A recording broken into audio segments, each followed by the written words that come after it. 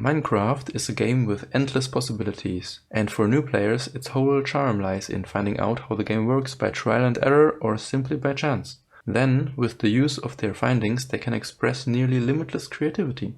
But what if I'm just completely uncreative and too lazy to explore the game on my own?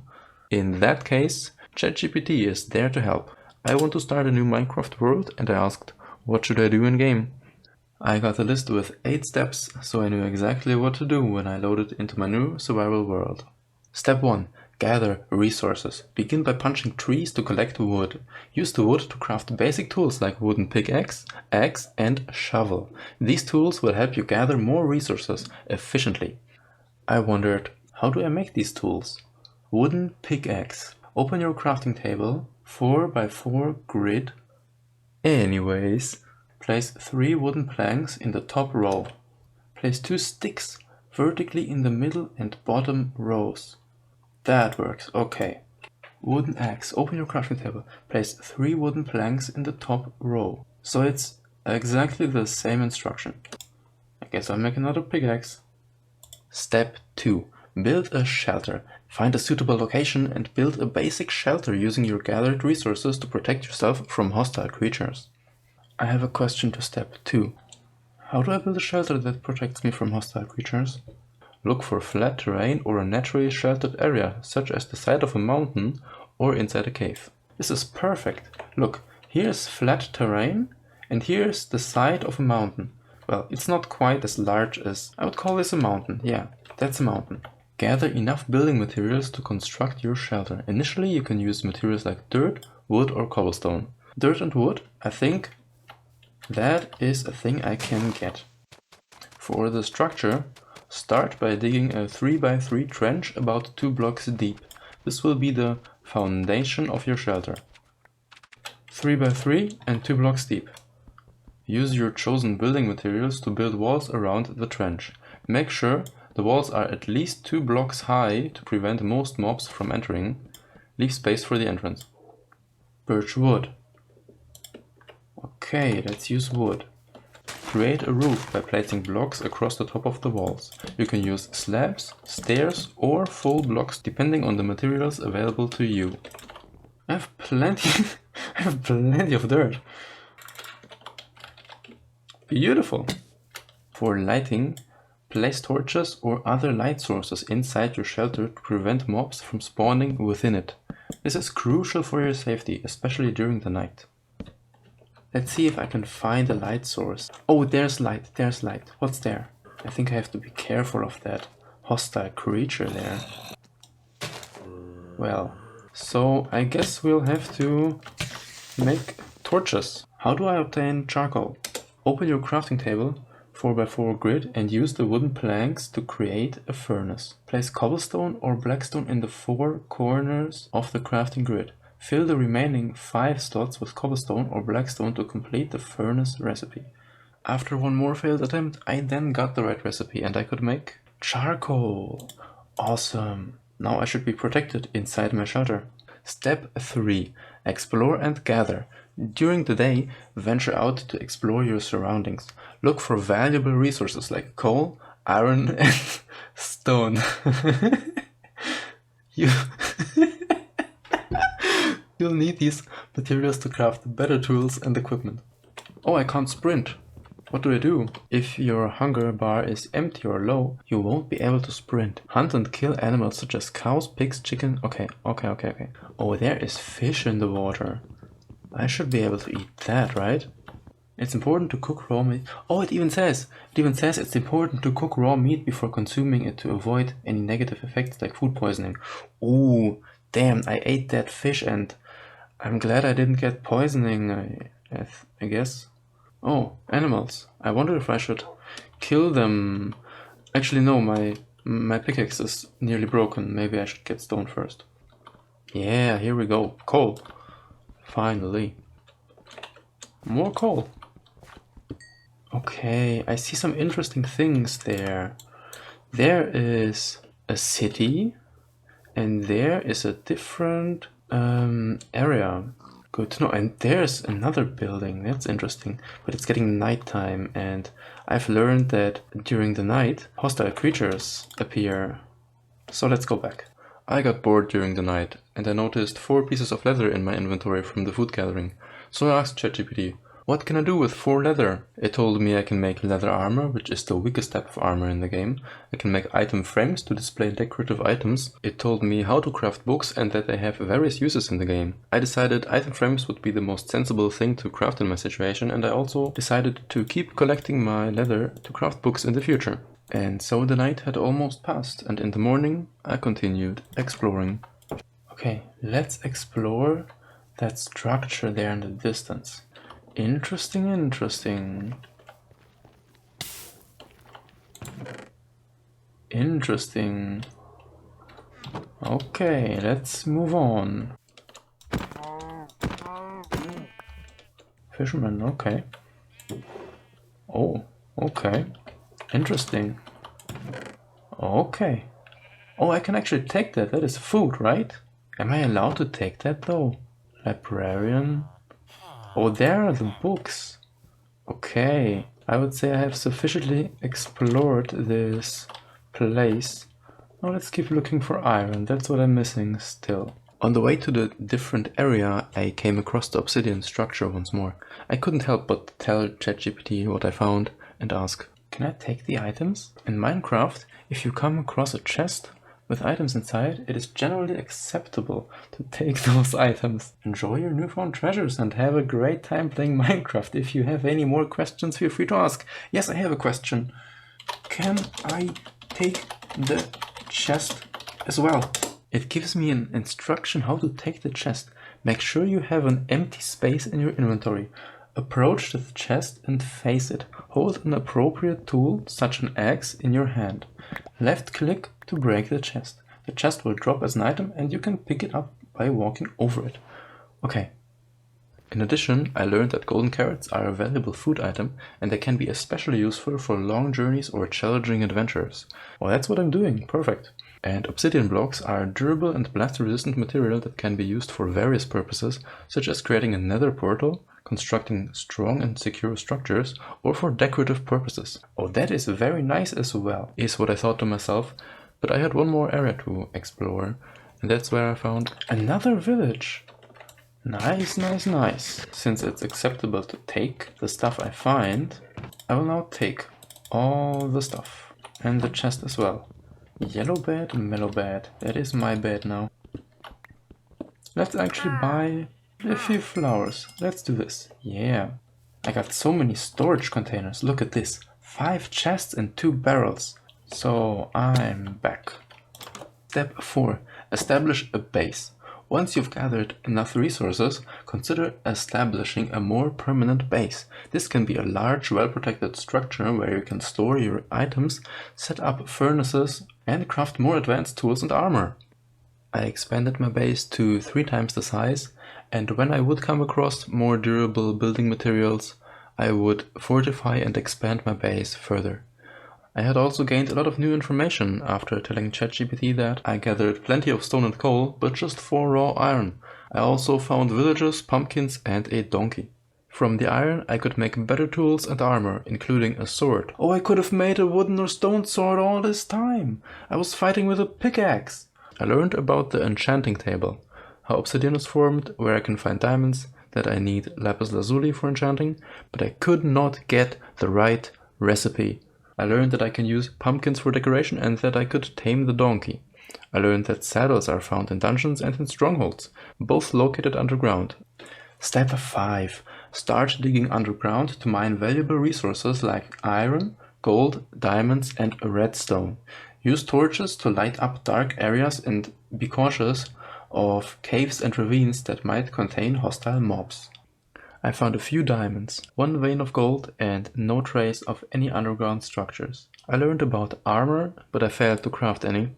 And I learned that golden armor gives me increased movement speed and better loot from piglin bartering, which is both not true. With a full inventory of stone, I returned and I asked ChatGPT, am I doing something wrong?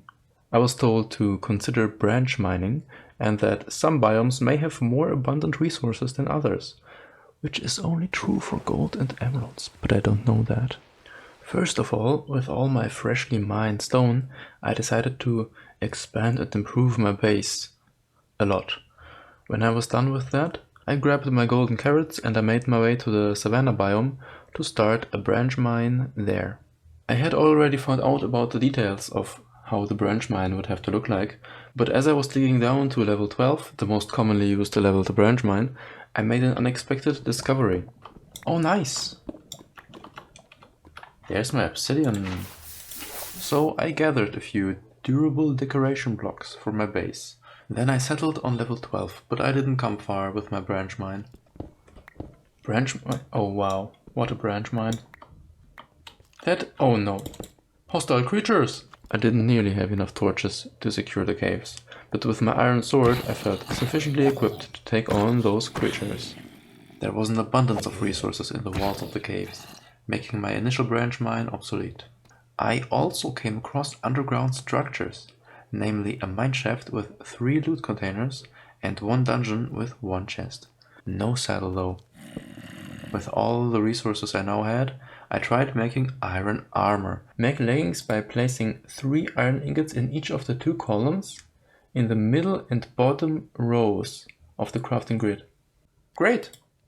But I was especially keen on the exclusive properties of gold armor, so I asked once more. Let me try.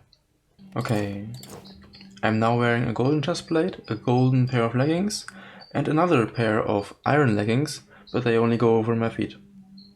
Nice. Unfortunately, I didn't get the promised speed buff, only the increased bartering luck would remain to be experienced.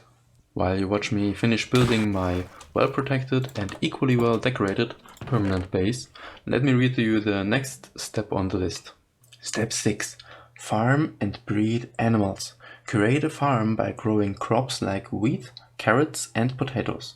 It's also useful to breed animals like cows, pigs and chickens for a suitable source of food and materials like leather and feathers. I asked about precise instructions and I followed these instructions. Here is the result. That was rather straightforward. I also brought a donkey to hopefully utilize it eventually. Even though this was not on the main list of objectives, I found it hard to give up on that idea since I had already spent so much time searching for a saddle. I had already found out that saddles could be found in strongholds and in nether fortresses, and luckily these structures were also mentioned in Step 7. Consider exploring more challenging areas like mineshafts, strongholds, or even the nether. These areas offer unique resources and additional challenges. So it was a perfect time to go and explore further. I asked, what challenges and resources should I be looking for? Strongholds contain an end portal which allows you to access the end dimension. This is where the game's final boss, the Ender Dragon, resides. Ooh, that's exciting. Chests can contain items like enchanted books and more, so I asked further. How do I get Eyes of Ender and what are enchanted books good for?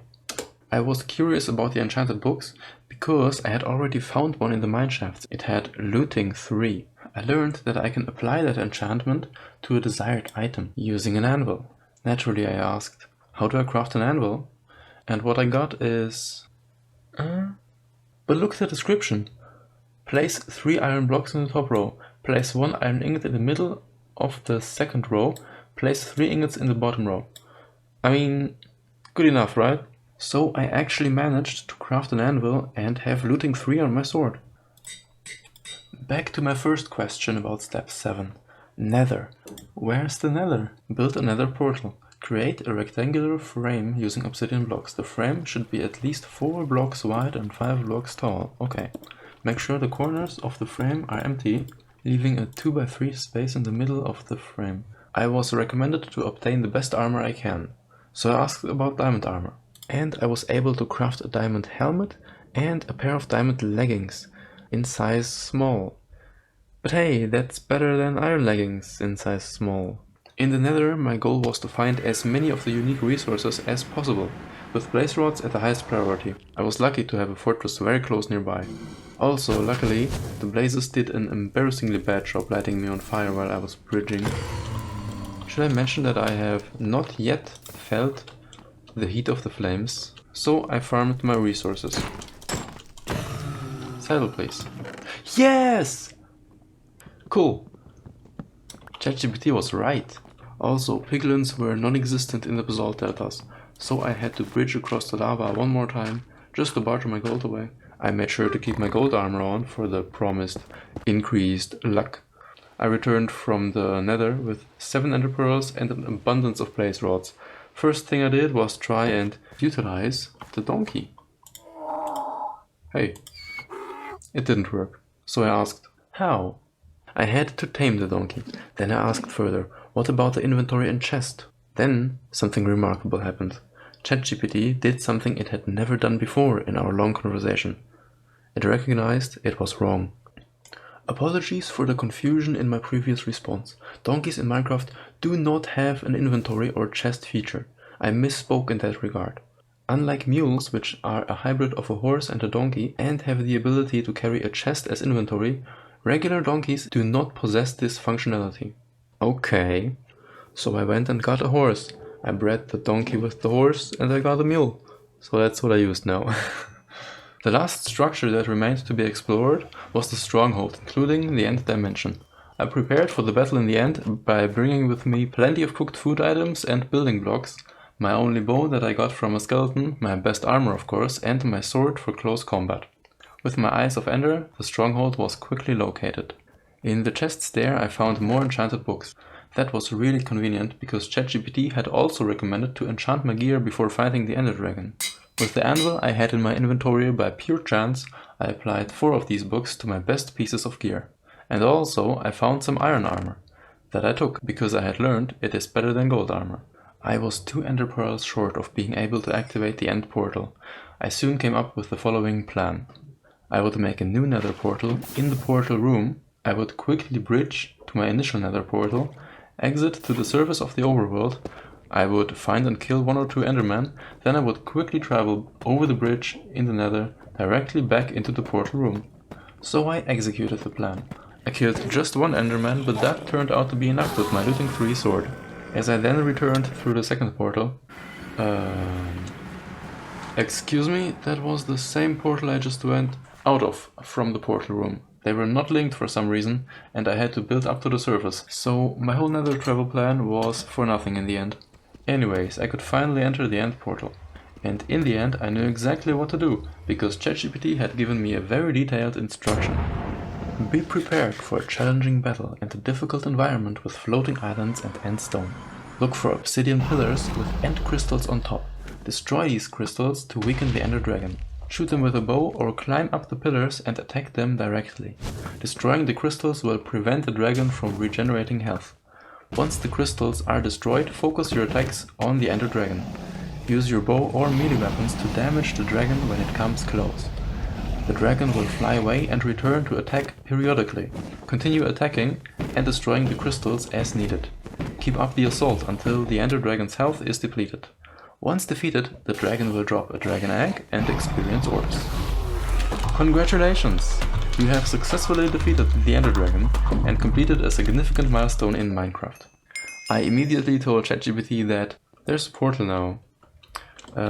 Should I go in, or is there something more in the end dimension? It's recommended to enter the portal and venture into the end city to discover new challenges and treasures. Be prepared for shulker fights and enjoy the experience. So I ventured. Okay, good I asked. So there are end cities apparently, but I don't see any end cities. Oh, look at that! What is that? I guess that was the portal ChatGPT was talking about. So that leads me to the end cities.